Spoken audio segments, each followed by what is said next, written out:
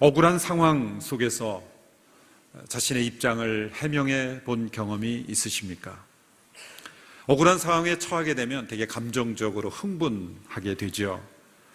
주변 사람들이 위협적으로 공격적으로 나올 때면 더 흥분하게 됩니다. 그래서 자신의 입장을 과장하게 되기도 합니다. 그래서 더욱더 어려워지기도 하죠. 억울한 상황일수록 가장 중요한 것은 진실입니다. 자기가 보고 듣고 체험한 것, 그 진실을 말하는 것이 가장 강력한 힘이요 또 문제 해결의 열쇠입니다.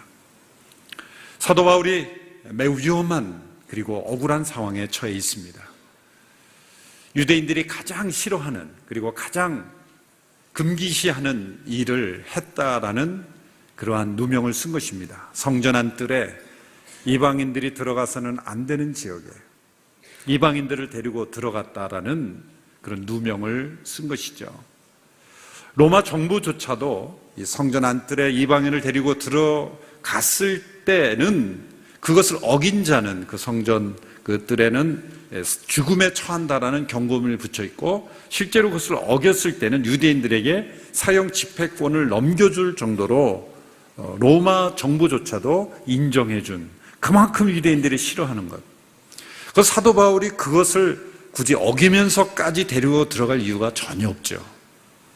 아마 바울은 이 결례 예식, 야고보와 그 예루살렘 지도자들이 조언해 준 대로 결례 예식을 행하는 정도로 성전 주변 어딘가에 있었고 안뜰에 이방인들이 들어가서는 안 되는 지역에 데리고 들어가지는 않았을 겁니다.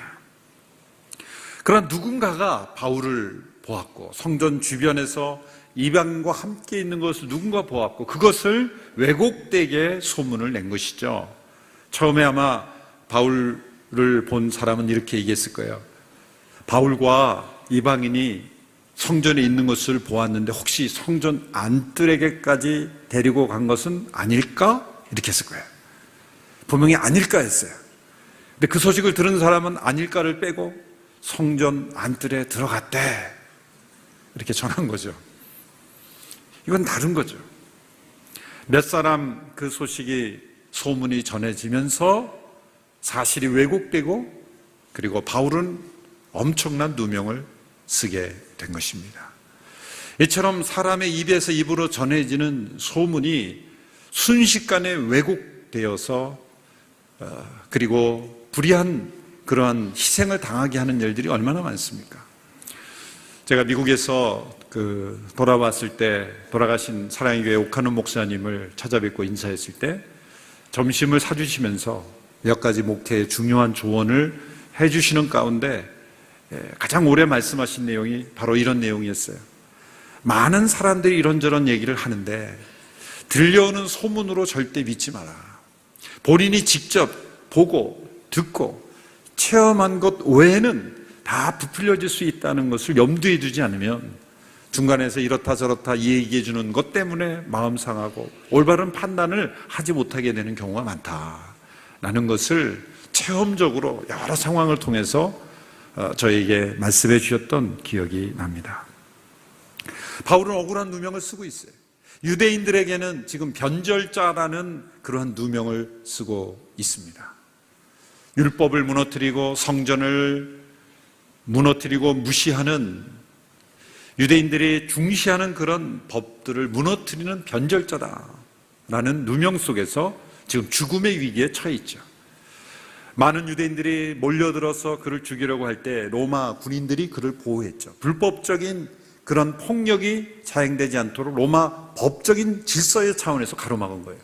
근데 로마 법을 집행하는 그 당시에 천부장은 1000명의 군사들을 거느리는 지휘자를 천부장이라고 했죠. 그 천부장은 이 바울을 보면서 오해를 또 했어요. 얼마 전에 큰 이 반란이 있었는데 이집트에서 온 어떤 반란을 일으키는 사람이 주동자가 4000명의 사람들을 선동해서 예루살렘을 정복하려는 그런 반란이 있었다는 거예요. 그때 그 주동자는 도망갔는데 그 주동자가 다시 나타나지 않았나 그렇게 바울을 오해한 거예요. 한편으로는 변절자요, 한편으로는 반란자요, 이런 오해들을 한 몸에 받으면서 바울이 위기에 처해 있는 것입니다. 바로 이런 상황에서 바울이 이제 잡혀가면서, 군병들에게 잡혀가면서 성전에서 성전 뒤에 있는 그 로마 군병들이 안토니오 요새 쪽으로 올라가면서 층계에서 그 성난 유대인들을 바라보면서 자신을 해명하는 내용이 오늘 22장에 나온 내용입니다. 이 해명과 변명은 다르죠. 변명은 진실을 왜곡하는 것이 변명입니다. 그런데 해명은 진실을 드러내는 것이 해명이죠. 여기 해명이라고 쓴 단어는 영어로는 defense라고 번역이 되어 있습니다만은 원래 헬라어는 어폴로기아라는 단어입니다. 이 단어는 보다 적극적인 변증 그리고 적극적인 증거를 쓸 때 사용되는 단어입니다. 영어의 defense도 조금 소극적인 의미인 것 같아요. 여기는 보다 적극적인 의미가 있어요. 베드로전서 3장 15절에 보면 이런 말씀이 있습니다. 예수 그리스도를 주로 삼고 너희 안에 있는 소망에 관한 이유를 묻는 자들에게는 대답할 것을 항상 준비하되. 여기 대답하되라는 단어가 바로 같은 단어, 여기 해명이라고 번역된 단어입니다. 이 아폴로기아, 여기서 아폴로제틱이라는 변증이라는 단어가 나왔죠. 누군가 여러분에게 여러분이 믿는 이유를 물어본다면 여러분 뭐라고 대답하시겠습니까? 그것이 믿음의 해명이요, 믿음의 대답인 거예요. 여러분 주일날 왜 교회에 이렇게 와서 예배 드립니까? 누군가 여러분에게 질문하면 뭐라고 대답하겠습니까?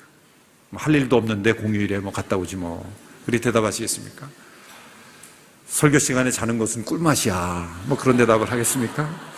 남다른 맛이 있어 이러면서 어떤 이유든지 여러분이 해명을 해야 될 거 아니에요. 여러분이 이 자리에 있는 것은 그 해명의 내용이 무엇이냐라는 거예요. 여러분 믿음은 이유가 있습니다. 그 믿음의 이유가 분명할수록 믿음이 견고한 것이죠. 자신이 만든 이유가 아니라 확실한 진실에 근거한 믿음, 분명한 사실에 입각한 믿음이 있을 때 우리는 해명할 수 있는 거예요. 변명이 아니라 해명인 것이죠. 그런데 사도 바울이 이 과정을 통해서 해명하는 내용을 보면 참 놀랍습니다. 그는 지금 성나서 자기를 죽이려고 하는 수많은 군중 앞에서 흥분하지 않습니다. 긴장도 하지 않습니다. 너무나 침착하고 그리고 정중하게 그가 사도 바울이 그 당시에 많은 히브리인들이 쓰였던 아람어로, 번역에서는 히브리어로 되어 있는데 학자들 간에 아람어일 수도 있고 또 히브리일 수도 있다 이런 견해들이 있는데요. 그들의 모국어로 차분하게 설명하는 내용을 들어보면서 순간 조용해진 거예요. 그 청중을 압도하는 권위는 큰 소리에서 나오지 않았습니다. 정중함, 예의, 그리고 그 청중들을 사랑하는 마음, 그런 마음에서 그 순간 조용해진 상황에서 설명하는 것입니다. 사도행전 22장에서 이제 26장에 이르기까지 긴 장이 모두가 다 사도 바울이 죄수로서 끌려다니면서 재판받는 내용들입니다. 어느 학자는 이 과정을 우리가 철로 역정을 필그림스 프로그레스라고 부르죠. 그래서 그걸 패러디해서 프리즈너스 프로그레스다 그렇게 불렀어요. 죄수로서의 역정, 죄수로서의 여정을 가는 거예요. 얼마나 답답하겠습니까? 사실이 아닌 내용으로 누명을 써서 유대인들의 고집, 편견, 잘못된 판단, 복음의 내용을 채 들어보지도 않은 채 그들의 전통으로 하나님의 진리를 왜곡하고 그리고 바울을 죽이려고 하는 그 상황 속에서 얼마나 답답했겠어요. 그가 예루살렘에서는 2번의 재판을 받고 그리고 가이사랴, 그 당시 로마 총독부가 있었던 가이사랴에서는 4번의 재판을 받습니다. 근데 6번의 재판을 거치면서 마지막 베스토 총독이, 로마 총독이 내린 결론은 이 사람에게는 죄를 찾아볼 수가 없구나. 이 사람을 이렇게 죽일 만한 죄는 없다 라고 평가를 받습니다. 26장의 부분에 가면 놀랍게도 예수님도 6번의 동일하게 재판을 받으셨어요. 대제사장의 집들에서 또 빌라도에게, 헤롯에게 예수님께서 6번의, 사도 바울처럼 6번의 그 재판 과정을 거쳤는데 마지막 빌라도가 뭐라 그랬습니까? 내가 보니 이 사람은 죽일 만한 죄가 없다. 이 사람에게는 죄가 없다라는 평가를 예수님도 받았어요. 그것이 예수님과 바울의 공통점이에요. 근데 사실 그대로 객관적으로 공정하게 판단해 보면 죄가 없는 사람들이었어요. 죽을 만한 이유가 없는 사람들이었어요. 그러나 이 세상의 악함, 또 이 세상에 사로잡힌 소문에 의지하여 살아가는 사람들에 의해서 이런 상황이 벌어집니다. 얼마나 억울합니까? 그런데 놀라운 것은 사도 바울이 과정을 통해서 자신의 억울함을 호소하지도 않습니다. 자신을 제발 풀어달라고도 하지 않습니다.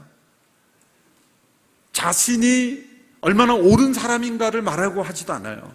그는 자신이 만난 예수님을 증거하고 있다는 것이 놀랍습니다.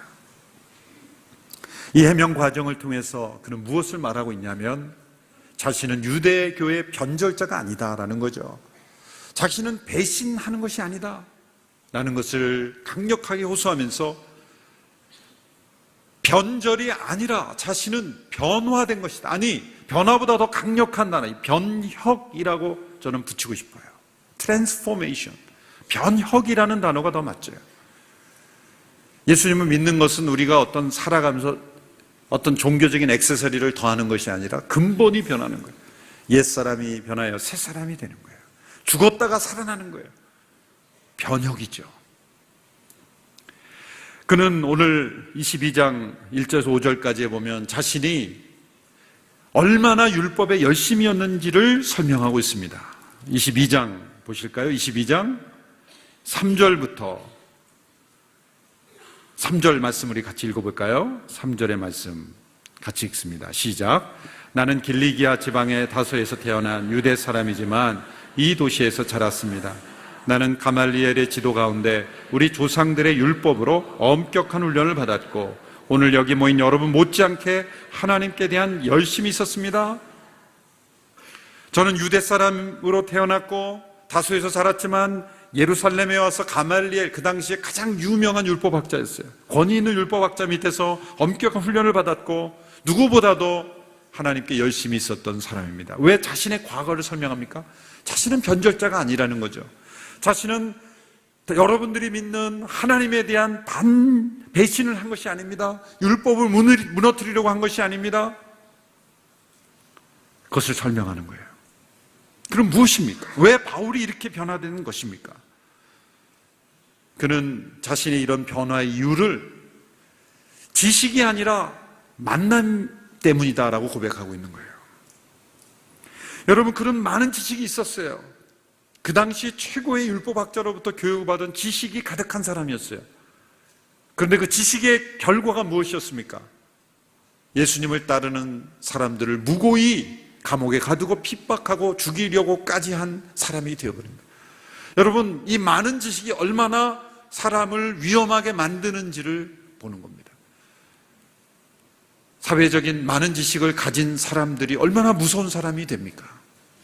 지식이 없는 것도 무서운 거지만 많은 지식이 얼마나 더 무서워지는지를 보여주는 거예요. 종교라는 이름으로 여러분 이루어졌던 수많은 내용들이 교회 역사적으로 있잖아요. 십자군의 전쟁, 얼마나 많은 종교적 지식으로 무장한 사람들이 십자군이란 이름으로 잘못된 일을 했습니까? 또한 청교도들도 사실 마찬가지예요. 청교도들이 교리적인 지식으로, 많은 지식으로 사실 북미 대륙에서 청교도들이 행한 잘못된 일들도 많습니다. 여러분, 지식이 우리를 변화시키는 것 같지만 우리의 믿음은 사실 지식이 아니라 주님과의 만남인 거예요. 만남으로부터 생겨난 지식은 안전합니다. 그런데 자신이 만남이 없는 지식은 매우 위험합니다. 왜냐하면 지식은 자기 머릿속에 채우는 거죠. 결국 자기가 주인이 돼요. 사람은 심리학적으로 이런 말이 있죠. 선택적 지각이라는 말이 있어요. 그 말은 사람은 듣고 싶은 것만 듣는다는 거예요. 많은 것을 우리가 정보를 얻는 것 같지만 결국은 사람들이 자기가 옳다고 믿는 것에 맞는 것만 선택적으로 받아들이지 사람은 객관적으로 받아들이기 어렵다는 거예요. 자신이 가진 어떤 존재, 추정, 과거에 다른 사람으로 들었던 어떤 생각들, 그런 것에 맞는 것만 골라서 듣지 100% 객관적으로 듣는 것은 어렵다는 거예요. 지식이 위험한 게 바로 거기에 있습니다. 많은 성경 지식을 우리 머릿속에 채운 믿음이 자랄 거라고 생각합니까? 그렇지 않아요. 놀라운 것은 여러분, 우리 신학교라는데 미국식 신학교를 미국에서는 세미너리라고 그러죠. 그래서 우리나라에도 신학교를 다 세미너리 과정으로 이렇게 학부를 졸업한 신대용 과정을 세미너리라고 그러는데, 많은 세미너리에 간 학생들이 세미너리인 줄 알고 갔는데 세미터리더라. 공동묘지가 돼버리는 거예요. 뜨거운 열심으로 갔다가 많은 신학 지식을 가지고 공동묘지처럼 되어버리는. 왜 그래요? 수많은 지식들, 많은 정보들이 넘쳐나는데 그 자체가 믿음을 가져다 주지 않았다. 머리는 커지는데 살아있는 믿음은 점점 없어지는 거예요. 사도 바울이 율법 지식은 풍성해졌는데 그 결과는 진리에서 벗어날 수 있다는 거예요. 여러분, 우리가 머릿속에 갖고 있는 지식을 의존하지 말아야 돼요. 지식보다 더 정확한 거는 뭐예요? 만남인 거예요. 만남이에요. 살아계신 하나님과의 만남. 이것은 신비적인 만남이죠. 우리 눈에 보이지 않는 하나님을 만난다는 거예요. 여러분이 만남이 가장 정확합니다. 뭐라고 설명할 수 없는 신비적인 체험이지만 이 만남이 가장 올바른 방향을 제시해 준다는 거예요. 여러분, 이 만남을 사모하시기 바랍니다. 그리고 성경을 공부하고 지식을 채우는 게 목표는 어디에 있어야 돼? 하나님과의 만남이 있어야 되는 거예요. 때로 고울을 잃어버려요. 목표를 잃어버리는 거예요. 그래서 공부도 열심히 하고 지식도 많이 채우고 성경 공부도 많이 하는데 고울은 그 목표가 하나님과의 만남이 아닌 내 머릿속에 많은 지식을 채우는 것이 될 때 그 지식은 방향을 잃어버려요. 그 살아있는 하나님과의 만남을 지속할 때 때로는 내 지식이 틀렸다는 것을 발견할 수도 있다는 거예요. 여러분, 이런 신비적인 만남이 얼마나 중요한지 모릅니다. 이 만남이 우리의 마음속에 있을 때 우리의 믿음은 자라나는 거예요. 사도 바울의 이 체험을 어떻게 우리가 지식으로 다 설명할 수 있겠습니까? 바울이 그 빛을, 강렬한 빛으로 눈이 멀었을 때 그 빛은 어느 정도의 빛이었냐? 과학적으로 따지고 그 지식적으로 분해해봐야 아무런 일도 일어나지 않아요. 중요한 것은 이 만남이 사실이었다는 거죠. 이 만남이 사실이었다는 거예요. 거기서부터 시작되는 거예요. 우리 과거 한국교회 초창기의 믿음의 선배들은 사실 체계적인 성경 공부, 제자 훈련 이런 거 없었어요. 어떻게 보면. 그런데 그분들은 많은 지식은 없었지만 살아있는 만남이 있었다는 거예요. 오늘 이 시대에는 지식은 많아졌는데 만남의 체험이 점점 줄어들고 있어요. 두 번째로 이 바울을 변혁시킨 것은 그의 비전이 아니라 주님의 부르심이었다는 거예요. 바울이 다소에서 자라났는데 이제 예루살렘에서 가말리엘 율법 교육을 받았다 고백했죠. 그는 어린 시절에 아마 부모님이 다소로 가서 아주 어린 시절에 다소로 이민한 겁니다. 여러 가지 이민의 이유가 있었겠죠. 그래서 아마도 다소 초등학교, 다소 중학교, 다소 고등학교 이렇게 다소에서 쭉 공부를 했을 거예요. 다소라고 이름 붙여진 학교에서. 그런 순간 어쩌면 대학부터 예루살렘으로 가서 그는 유대인으로서 성공하고 싶었어요. 유대인으로서 살고 싶었어요. 그래서 다소에서의 생활을 접고 예루살렘으로 아마 그의 10대 말 혹은 20대 초에 그는 예루살렘에 가서 바리새인 중에 최고의 지도자였던 가말리엘에서 율법 교육을 받고 그는 탁월한 자로 인정받았어요. 차세대 율법학자로 그는 부각을 받기 시작했습니다. 그의 비전이 이루어지고 있었어요. 여러분, 비전이란 단어는 아주 중요합니다. 비전이 없으면 우리의 몸이 죽은 몸과 같아져요. 비전은 뭐 꿈이라고도 말해도 됐고, 뭐 자신의 어떤 갈망이라고도 할 수 있고, 자기가 되고자 하는 어떤 이상일 수도 있고, 그렇죠. 바울은 그의 비전을 따라서 예루살렘에 왔고 이제 성공의 길을 가고 있어요. 그런데 한순간 그의 비전보다 더 중요한 것이 있다는 것을 발견해요. 그것은 무엇입니까? 자신이 꿈꾸던 어떤 비전이 아니라 주님께서 부르신 부르심이었다는 거예요. 여러분, 믿지 않는 사람들에게는 비전이라는 단어가 너무 중요합니다. 위대한 비전을 가지고 훌륭한 기업도 일으킬 수 있고 엄청난 학문적인 업적도 할 수 있고 나라도 바꿀 수 있어요. 그런데 우리 믿음의 사람들에게는 이 비전보다 더 중요한 단어가 바로 부르심이에요. 우리의 머릿속에서 나온 어떤 비전이 아니라 주님이 원하시는 것이 무엇이냐, 그 부르심. 저는 그래서 이 비전보다 더 중요한 단어가 부르심이라고 생각해요. 바울이 자신의 간증을 통해 뭐를 말하고 있었습니까? 이건 내가 계획한 것이 아니라, 내가 이렇게 살고 싶었던 것이 아니다. 이것은 부르심이었다. 자신의 선택이 아니라 주님의 부르심이었다는 거예요. 그것을 간증하고 있는 것이죠. 그런데 흥미로운 것은 이 주님께서 바울을 부르셨을 때 10절에 보면 바울에게 직접 그 부르심의 내용을 설명하지 않고 아나니아라고 하는 사람을 통해서 간접적으로 설명하셨다는 거예요. 10절에 보시면 이렇게 되어 있습니다. 10절의 말씀 읽어볼까요? 내가 물었습니다. 주여, 내가 어떻게 해야 합니까? 주께서 말씀하셨습니다. 같이 읽습니다. 일어나 다메섹으로 들어가거라. 거기서 내가 할 일을 모두 일러줄 것이다. 제가 이렇게 말씀을 함께 읽자고 하는 데는 여러 가지 효과가 있어요. 일단 말씀을 같이 읽는 데 의미가 있고, 두 번째는 옆에 주무시는 분을 깨우는 효과가 있고, 그래서 크게 읽을수록 좋습니다. 바울에게 직접 부르심을 말씀해 주셔도 되는데 왜 아나니아에게 가서 아나니아를 통해서, 다른 사람을 통해서 바울을 어떻게 부르셨는지를 설명합니까? 이게 중요한 교훈이 담겨 있습니다. 그것은 바울 한 사람의 부르심이기도 하지만 그 공동체 전체의 부르심이라는 거죠. 예를 들어서 어느 누가 주님이 나를 선교사로 부르신 것 같아, 주님이 나를 목사로 부르신 것 같아. 그런데 주변의 모든 사람은 동의하지 않아요. 그러니까 다시 생각해 봐야 돼요. 아무도 원치 않고 그러면 안 된다고 생각해요. 그런 걸 점검해 보라는 말씀이에요. 또 모든 사람은 다 맞다고 하는데 본인은 또 아니에요. 그것도 아닌 걸 수 있어요. 그러니까 내적인 소명, 외적인 소명이 함께 만나야 돼요.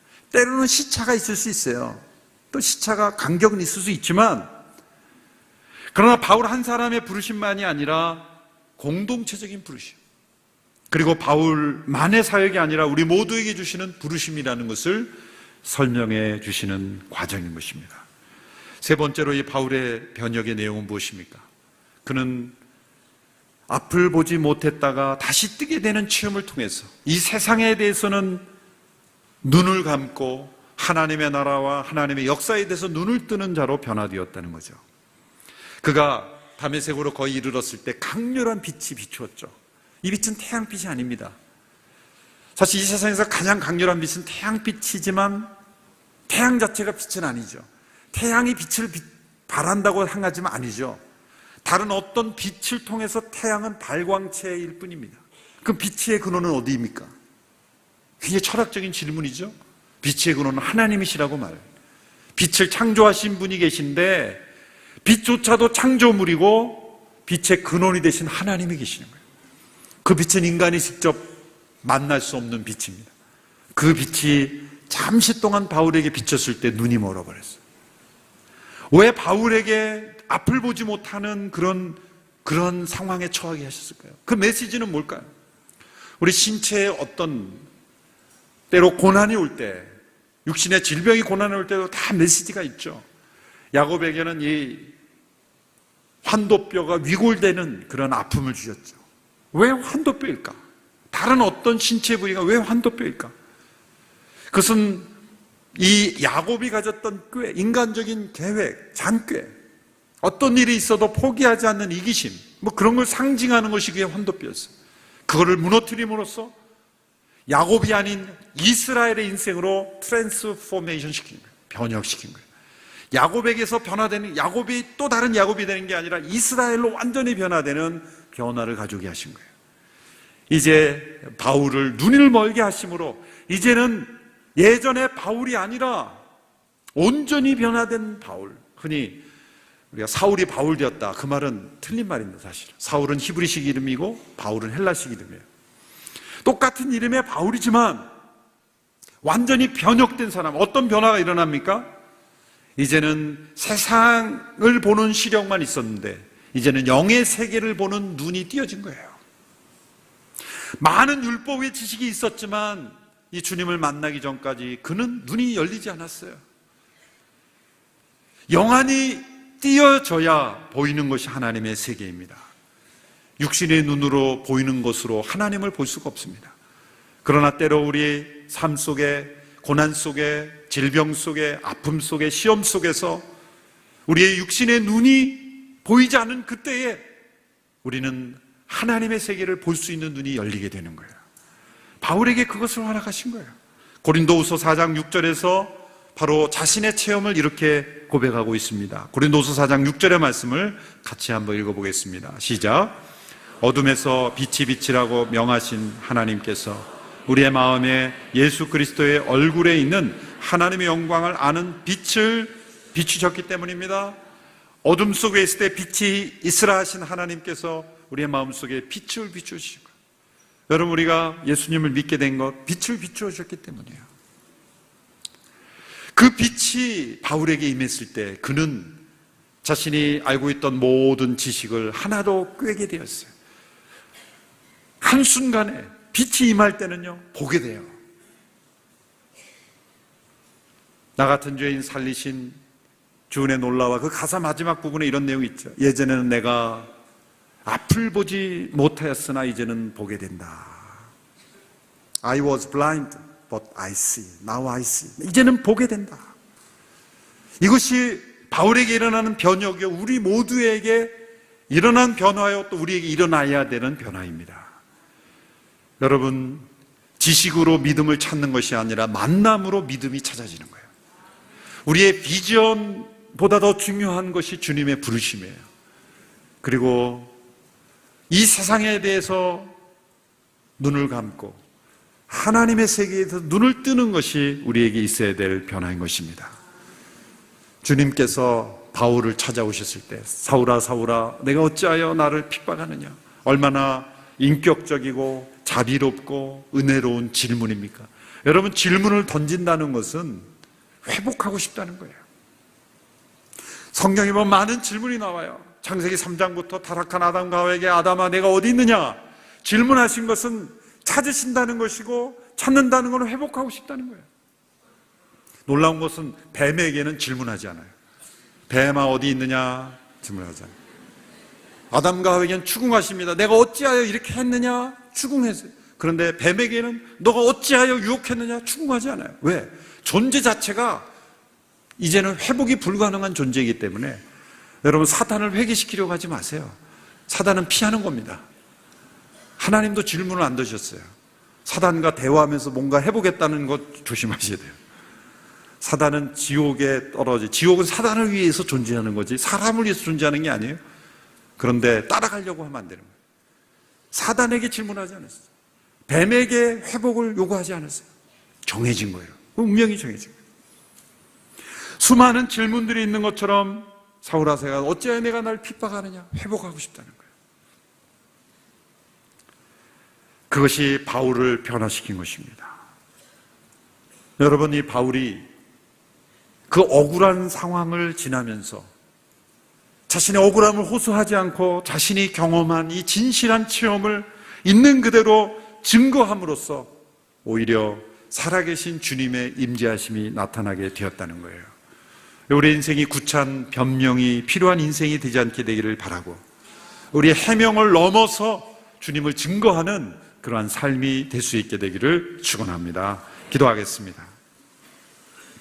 살아계신 하나님, 바울의 해명을 넘어 증거가 된 것을 봅니다.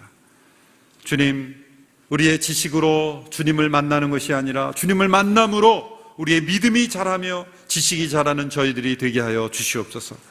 우리 자신의 비전을 쫓아 살아가는 인생이 아니라 주님의 부르심이 우리의 비전이 되게 하여 주시옵소서. 우리의 눈이 띄어지기를 원합니다. 앞을 보지 못했던 저희들, 그러나 세상에는 눈이 밝았던 저희들이 이제는 세상에 눈이 멀고 하나님의 세계에 대해 눈을 뜨는 우리 모두가 되어서 이 시대에 주님을 증거하는 하나님의 사람들 다 되게 하여 주시옵소서. 예수님의 이름으로 기도하옵나이다. 아멘.